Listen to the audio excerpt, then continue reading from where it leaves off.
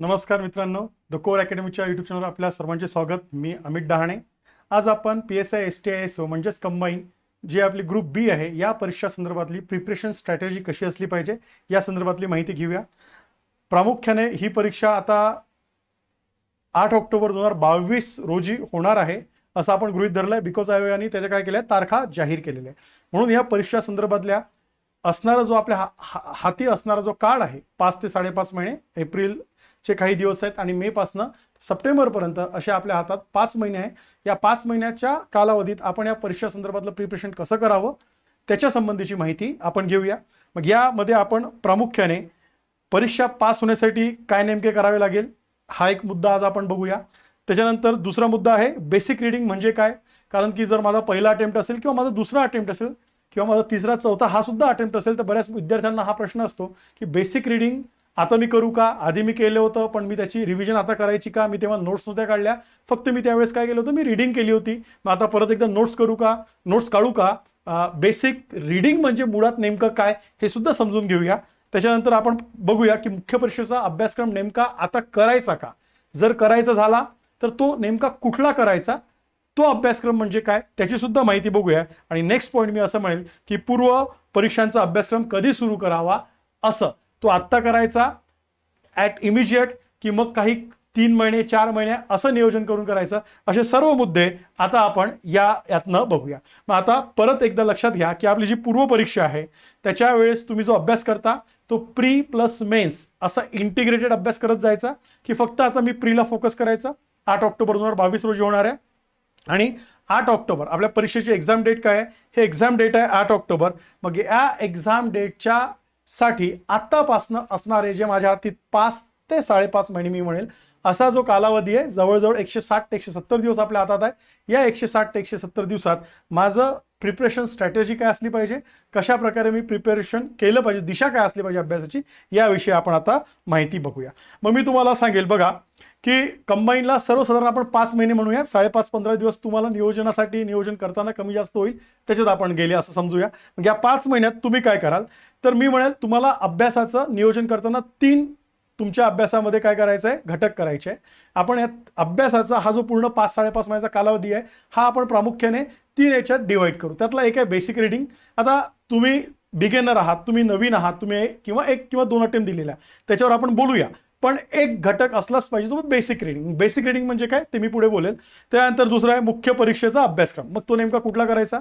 मी आता मराठी कव्हर करायचं की मराठी आणि इंग्लिश कव्हर करायचं किंवा मराठी इंग्लिश आणि लॉ कव्हर करायचं. किंवा जे विद्यार्थी STI आणि ASO हे टार्गेट ठेवतात त्यांनी मराठी इंग्लिश सोबत इकॉनॉमी किंवा मराठी इंग्लिश सोबत पॉलिटी कव्हर करायचं का, हा सुद्धा आपण पॉईंट पाहू. आणि पूर्व परीक्षेचा अभ्यासक्रम नेमका किती दिवस करायचा. मग बघा इथे मी समोर काही घटक गोष्टी मांडलेल्या आहेत. बेसिक रीडिंग माझं असं म्हणणं असतं की बेसिक रीडिंग तुम्ही जेव्हा विचार करता, बेसिक रीडिंग म्हणजे काय, महाराष्ट्र स्टेट बोर्ड याच्यातनं बेसिक रीडिंग करावं लागतं.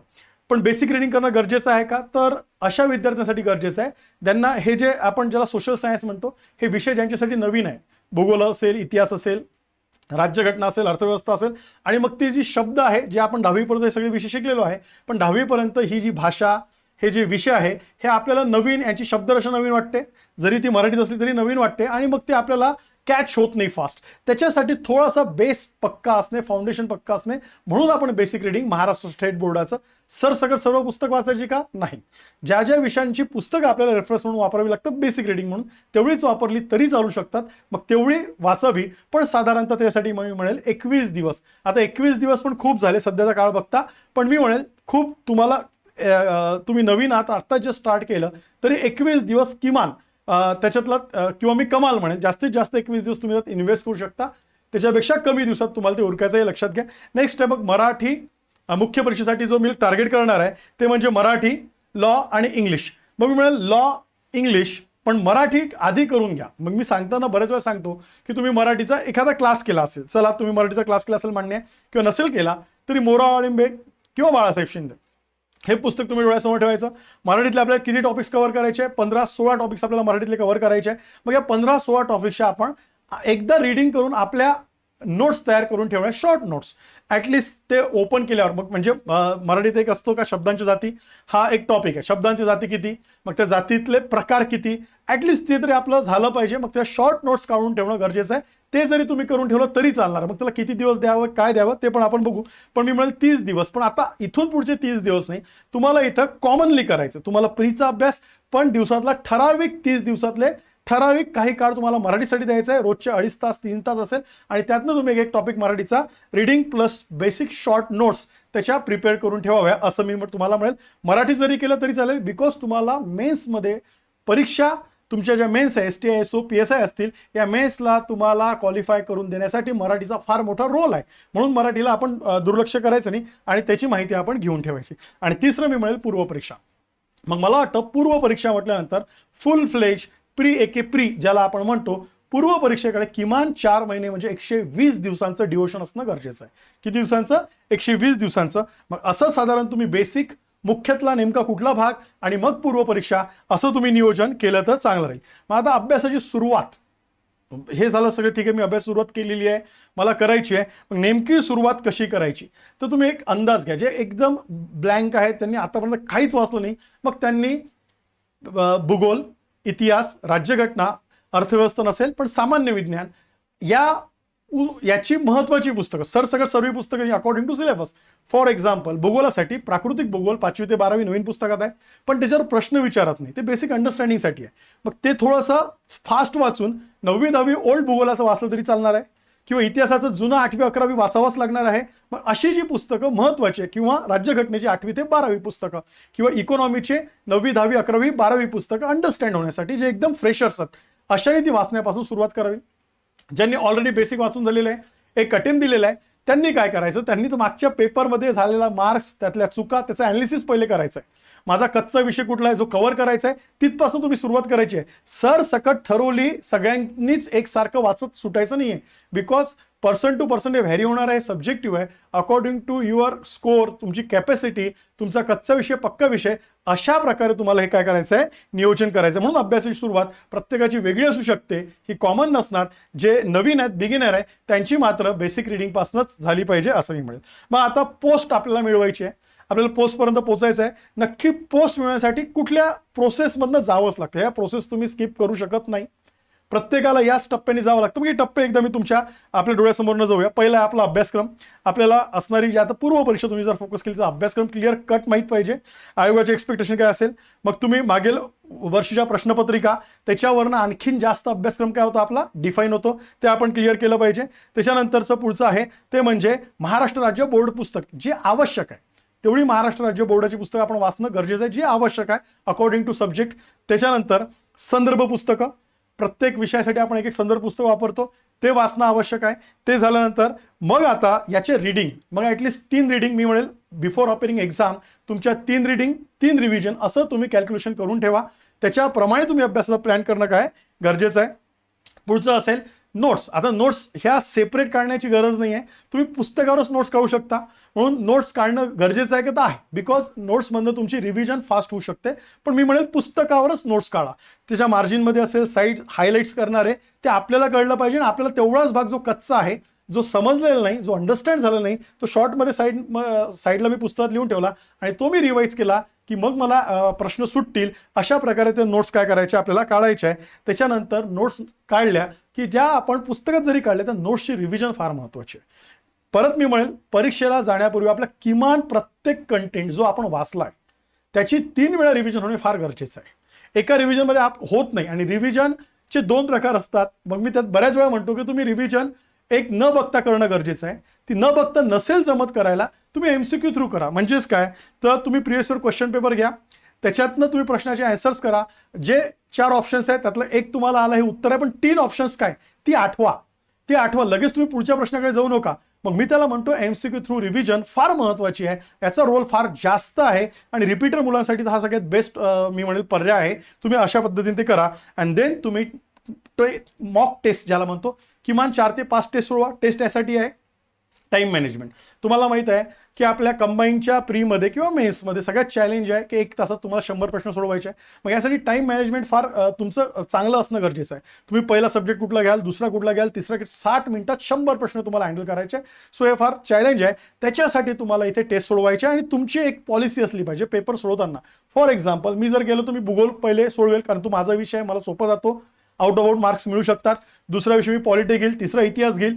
मी जरी पेपरची सुरुवात करंटमधनं झाली तर मी पहिले लगेच करंट घेणार नाही, बिकॉज करंटचा डेटा खूप फास्ट असतो, आपण शुअर नसतो करंट विषयी. मग या ज्या पॉलिसी तुम्हाला डिसाईड करायच्या आहे, पेपर सॉल्विंगच्या स्ट्रॅटेजी डिसाईड करायच्या आहे, पेपर सॉल्व्ह करतानाच्या, या कशात करायच्या आहे, तुमच्या मॉक टेस्टमध्ये करायच्या आहे. म्हणून कंपल्सरी मी म्हणेल 4 ते 5 मॉक टेस्ट तुम्ही सोडवायचे आहे, वेळ लावून सोडवायचे, आणि त्या बऱ्याच तुम्हाला ज्या काही चांगल्या वाटत असेल त्या मॉक टेस्ट तुम्ही सोडवा आणि देन अपियर द एक्झाम. तुम्हाला एक्झामला अपियर व्हायचं आहे. आणि मग तुम्हाला मी म्हणेल की अशा सर्व पद्धतीने ही प्रिपरेशन स्ट्रॅटेजी ठरवायची आहे. यात तुमचा कंटेंट, यात तुमची रिव्हिजन आणि MCQ ची प्रॅक्टिस ही फार जास्त महत्त्वाचा रोल आहे, हे सुद्धा तुम्ही इथे लक्षात घ्यायचं आहे. मग मी म्हणेल आता उपलब्ध असणारा कालावधी किती आहे याचं एक तुम्ही नियोजन करा. एप्रिल, मे, जून, जुलै, ऑगस्ट, सप्टेंबर. एप्रिलचे आता 10 दिवस राहिले हार्डली. बाकीचे आपल्याकडे असणारे एकूण 5 महिने, शार्प 5 महिने आहे. मग या 5 महिन्यात आणि हे 10-15 दिवस वरचे म्हणजे मी 160 ते 170 दिवस तुमच्या हातात आहे. याचं नियोजन करणं गरजेचं आहे. 15 ते 20 दिवस तुम्ही बेसिक रीडिंग करून जायचं आहे. त्याच्यानंतर जो मराठीचा भाग तुम्हाला 2-2, 3-3 तास देऊन कव्हर करायचा आहे तो कव्हर करून ठेवा. कोणाला वाटत असेल माझा मराठी ऑलरेडी झालेला आहे, मला लॉचा काही भाग करायचा आहे, त्यांनी लॉ करून ठेवा. PSI यांचं टार्गेट आहे. आणि मग बाकीच्यांनी सर्व GS चाच फोकस करून, पण तुम्ही जूनपासून, मी म्हणेल जून, जुलै, ऑगस्ट, सप्टेंबर, या जूनपासून साधारणतः तुम्हाला पूर्ण डिवोशननी प्रीलाच फोकस करायचा आहे. जर तुम्ही याच्या आधी प्री दिलेली आहे पण क्वालिफाय झालेली नाही, किंवा तुमची पहिला अटेम्प्ट म्हणून प्री देताय, किमान आपल्याला 120 दिवस पाहिजे प्रीचा सिलेबस कव्हर करण्यासाठी, चांगल्या पद्धतीने तो हाताळण्यासाठी. मी परत एकदा रिपीट करेल की बेसिक रीडिंग साठीचा कालावधी 15 ते 20 दिवस. मग मुख्य परीक्षेतला मराठी तो दिवसातनं 2-2.5 तास देऊन तुम्ही 15, 20, 30 दिवसात तो 15-16 टॉपिक जे असतील त्याच्या विथ हँड रिटन नोट्स तुम्ही तो कव्हर करून घ्या. आणि प्लस तुम्हाला जर कव्हर होत असेल तर लॉ करा, किंवा STISO करणारे पॉलिटी आणि इकॉनॉमीचा एक्स्ट्रा भाग करा जो स्पेसिफाईड केला आहे मेन्सला. आणि त्यानंतर पूर्व परीक्षेचा अभ्यासक्रम ज्याला आपल्याला 4 महिने द्यायचा आहे. असं एकूण आता आपलं प्रिपरेशनची स्ट्रॅटेजी असली पाहिजे. 8 ऑक्टोबर 2022 ही जर परीक्षा आपण पुढे ठेवली त्या पद्धतीने आपण असं करूया. मग संयुक्त पूर्व परीक्षेला आपल्याला तुम्हाला सर्वांना माहिती आहे एकूण 7 विषय, त्याला 15-15चं वेटेज, पॉलिटीला आहे ते 10चं वेटेज, असे 100 प्रश्न. आणि या 100 प्रश्नातना जे काही आपल्याला ठरवायचं आहे त्यात मी बरेच वेळा ऑलरेडी मी वेगवेगळ्या प्लॅटफॉर्मवर जेव्हा मी घ्यायचो तेव्हा मी सांगितलं आहे की तुम्ही अभ्यासाचे 2 भाग करायचे, group A, group B. Group A मध्ये कुठले येईल, ज्याला आपण सोशल सायन्सचे विषय म्हणतो, ज्यात सगळ्यांना सोपे जातात, मार्क्स पडतात, इतिहास, भूगोल, राज्यघटना, अर्थव्यवस्था. ग्रुप B ज्यात तुम्हाला काही करून 20-21 प्लस स्कोअर करायचा आहे, ती म्हणजे जनरल सायन्स असेल, त्यानंतर चालू घडामोडी असेल आणि बुद्धिमत्ता अंकगणित असेल. याच्यात 7-21 किमान 7 प्रत्येकात पाळायचे हे टार्गेट ठेवायचं. ग्रुप A, ग्रुप B असे 2 सेक्शन केल्यानंतर जो मला कठीण जातो त्या सेक्शनला भर जास्त जायचं पण पुढच्या 4 महिन्यात. ही तुमची स्ट्रॅटेजी असणार आहे जून, जुलै, ऑगस्ट, सप्टेंबर पासून. पण अभ्यास करताना ग्रुप A आणि ग्रुप B, ग्रुप A चा एक विषय असेल, ग्रुप B चा एक विषय असेल, किंवा मी म्हणेल चालू घडामोडी आणि तुम्हाला बुद्धिमत्ता अंकगणित हे रोजच करायचं आहे जूनपासून, हे सुद्धा लक्षात घ्या. पण अशा प्रकारे त्याचं मी टार्गेट्स ऑफ मार्क्स मी देत असतो आणि याच्यावर एक सेपरेट व्हिडिओ मी घेईल की टार्गेट ऑफ मार्क्स कसं अचीव करता येईल, त्याच्यावर सुद्धा आपण बोलूया. आणि मग आता याच्यात तुम्हाला लक्षात ठेवायचं आहे की तुम्ही आता पुढे करताना रीडिंग, नोट्स अँड रिव्हिजन हे फार महत्त्वाचं आहे. रीड करणे, नीट कंटेंट, त्याच्या शॉर्ट नोट्स काढणे ज्या रिवाईज झाल्या पाहिजे, and then MCQ. It's your. मी परत ते सांगतोय, ही तुमचं पुढचं काय असणार आहे, आताची इथून स्ट्रॅटेजी असणार आहे, हे सुद्धा लक्षात घ्या. 2020-21 मधील प्रश्नाचा ट्रेंड बदलला का याचा सुद्धा एक आढावा घ्यायचा आहे. वाटल्यास मी त्याला तुम्हाला एक्सप्लेन करून देईन एका सेपरेट व्हिडिओमध्ये, लेक्चरमध्ये. 20 आणि 21 मध्ये काही प्रश्नाचे कल बदलले का, उदाहरणार्थ पॉलिटीमध्ये पंचायत राज जास्त विचारण्यात आलाय, भूगोलामध्ये भारताचं भूगोल जास्त विचारण्यात आलाय. असे काही ट्रेंड्स आपण आयडेंटिफाय करू शकतो जेणेकरून आपल्याला फोकस करता येईल त्या टॉपिकला, की एकदम ट्रॅडिशनल पद्धतीने जाताना आपण ते टॉपिक काय करू शकू, फोकस करू शकतो. ती पण एक सध्या तुझ्या प्रिपरेशनमध्ये तुम्हाला इन करायचं आहे. आणि दुसरं, प्रश्न रिपीट होतात का, रिपीट होतात प्रमाण काय. बरं, रिपीट होत नाही तर यावेळेस हा प्रश्न विचारला, पुढच्या वर्षी त्याच घटकांवर, त्याच उपघटकांवर दुसरा प्रश्न विचारला जातो का, याचं काही अनालिसिस असतं का. आणि मग आपण प्रिव्हियस इयर क्वेश्चन पेपरवरनं हा सुद्धा एक आपला एरिया अभ्यासाचा फोकस करू शकतो का, हे सुद्धा आपल्याला सध्या डोक्यात पाहिजे प्रिपरेशन करताना. तर असं तुम्ही 5 ते 5.5 महिन्यासाठीचं आता प्रिपरेशनची स्ट्रॅटेजी, प्री, मेन्स, असं मिळून आणि त्यातला मेन्सचा थोडा भाग कुठला करायचा आहे, बेसिक रिडिंग, आणि मग सगळे 4 महिने पूर्व परीक्षेवर फोकस करायचं. अशा पद्धतीने तुम्ही तुमची काय करायची आता इथून पुढे तयारी करायची आहे. मी परत पुढच्या व्हिडिओमधनं तुम्हाला subject wise preparation strategy, repetition, question paper analysis किती महत्त्वाचं आहे ते कसं, अशा विविध विषयांवर तुम्हाला लगेच लवकरात लवकर भेटण्याचा काय करेल प्रयत्न करेल. आणि आपल्या यूट्यूबच्या व्हिडिओच्या माध्यमातून आपण लवकरच भेटूया. आणखीन पुढील माहितीसाठी तुम्ही किंवा मी तुम्हाला म्हणेल एकदा आपण परत रिपीट करूया. काय तुम्ही कराल, सिलेबस, मग previous year question paper, then resources तुमचे डिफाईन पाहिजे सब्जेक्ट वाईज, ते आता बदलायची नाही. तुम्ही आधीचा अटेम्प्ट देऊन वाचले तेच वाचायचे आहे. At least 3 reading. त्यानंतर मी म्हटलं अंडरलाईन केलेला भाग, त्याचे नोट्स काढणे, जो अंडरलाईन केला दुसऱ्या रिडिंगमध्ये नोट्स काढणे. त्यानंतर त्याची रिव्हिजन, नंतर रिव्हिजन थ्रू MCQ, याचा माझा कायम याच्यावर भर असतो, रिव्हिजन थ्रू MCQ, आणि मॉक टेस्ट तुम्ही सोडवायचे आणि मग एक्झामला जायचं. असं जर तुम्ही पॉलिसी पुढचे 5-5.5 महिने ठेवले तर तुम्ही नक्कीच त्या कॉम्पिटिशनमध्ये असू शकाल, ज्याच्यात आपल्याला काय करायचं आहे, पार करायचं आहे. पण आपण इव्हन कॉम्पिटिशनमध्ये तरी आलो पाहिजे. म्हणजे ते हौशे गौशे 900 आपल्याला राहायचं नाही आहे, हे लक्षात घ्या. म्हणून पुढचे 5-5.5 महिने आपण 8 ऑक्टोबर 2022 साठीचं चांगलं नियोजन करून अशा प्रकारे तुम्ही तयारी करू शकता. आपले नेहमी यूट्यूबवर व्हिडिओ बघण्यासाठी, आपलं फेसबुक आणि टेलिग्राम करण्यासाठी लाईक, शेअर, सबस्क्राईब करायला विसरू नका. आपलं यूट्यूब चॅनल तुम्हाला दिसते तर फेसबुक पेज किंवा आपलं टेलिग्राम आणि कोर अकॅडमीचं हे तुम्ही लाईक, शेअर, सबस्क्राईब करा. जे विद्यार्थी प्रिपरेशन करणार त्यांना जास्तीत जास्त शेअर करा, असं मी तुम्हाला करेल. आणि ज्या विद्यार्थ्यांना मला भेटायला यायचं आहे त्याचा मी ॲड्रेस पण इथे दिलेला आहे. तो आपल्या अकॅडमीचा ॲड्रेस आहे, फोन नंबर आहे, याच्यावर तुम्ही मला कॉन्टॅक्ट करू शकता, मला भेटायला येऊ शकता. किंवा काही शंका असतील अभ्यासा संदर्भातल्या तर तुम्ही याच्यावर विचारू शकता, पाठवू शकता, मी त्याला 100% रिप्लाय देईल. तर मी अपेक्षा करतो तुम्हाला कंबाईनची प्रिपरेशन स्ट्रॅटर्जी येणाऱ्या 8 ऑक्टोबरसाठी कशी असावी त्या संदर्भातली माहिती नक्कीच समजली असेल. लवकरात लवकर भेटूया पुढच्या व्हिडिओमध्ये. Thank you so much.